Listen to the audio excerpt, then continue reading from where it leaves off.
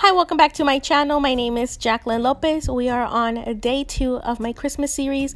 I am doing a new Christmas video every day in the month of November. Today we are doing a tier tray decorating video. You guys love those, and of course I love giving them to you. I'm going to be showing you how I decorate this $5 Target Dollar Spot tier tray. I'm going to give you a quick DIY and give you my formula of how I decorate tier trays. As always, subscribe to my channel if you haven't already. Hit the notification bell so that you are notified every time that I post a new video. Like, comment, and share, and let's just get into the video. I always start with the same basic pieces. I always do a sugar and creamer set. These are interchangeable. This time I'm using these glass ones from Target. And then I always do a wood bead garland. This is a small accent one from my Etsy shop.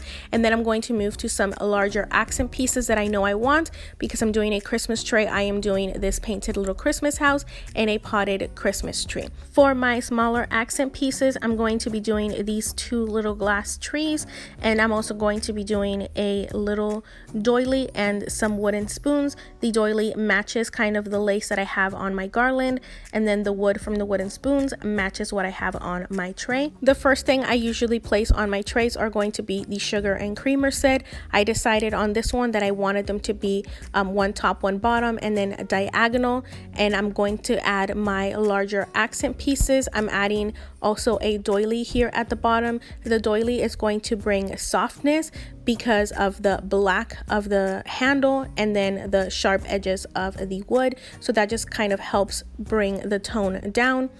I'm going to add my second large accent piece to the top tray. I also wanted to show you this branch kind of goes in, and I want everything to face inward.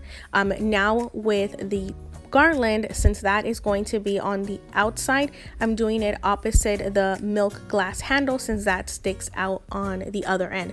I want a balance in what I do, so that's kind of why I choose that. Now for these little trees, I know back here you won't be able to see this one, but it fills up a space in the back. Now this little one is going to speak to the glass of the milk glass and then the green of the tree. Now to bring in some color to this glass piece, I'm going to add my wooden spoons. Now down here I feel like it's missing something, and that is where this quick little DIY comes in. I'm using a styrofoam sphere from my collection, some jingle bells that I already had, and a lot of hot glue. I'm basically just going to surround it with little jingle bells, and I'm using the heat of the gun to make a little indentation, and then I'm going to do this little part of the jingle bell inside of it. I'm going to go ahead and do another one. And I wanted to show you that I don't want them all to be straight. I want them to be diagonal. That way it fills in the gaps and you see less of the foam sphere. It kind of didn't end up working too well for me, but again, I'm using what I have.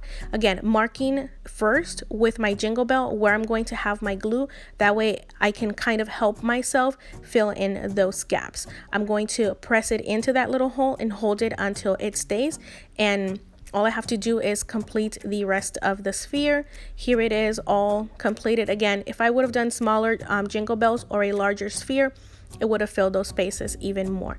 I decided to add it down here where I knew I needed something.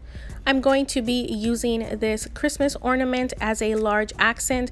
I love the top of it, so I want to showcase that. I'm going to add it on this candle holder as a stand here in the back so that we can fill up this larger visual emptiness. And I'm just going to basically prop it on there. And now I notice that I need something down here. Usually I do these little succulents. They're perfect, but because it's Christmas, I decided to do this little mistletoe one, and I'm going to put it in the exact same place I had the other one, just in here so that it fills up this little space here at the bottom.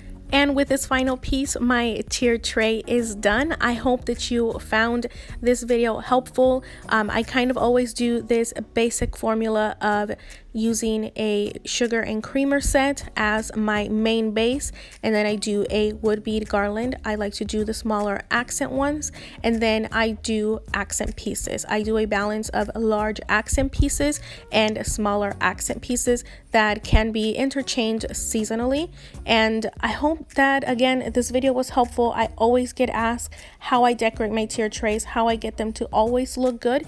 If you start with that basic formula, I'm pretty sure that you'll be able to do a beautiful tier tray as well. Now, as always, subscribe to my channel if you haven't already. Hit the notification bell so that you are notified every time that I post a new video. I have a total of 30 videos for the month of November, all Christmas themed. I am very excited about that.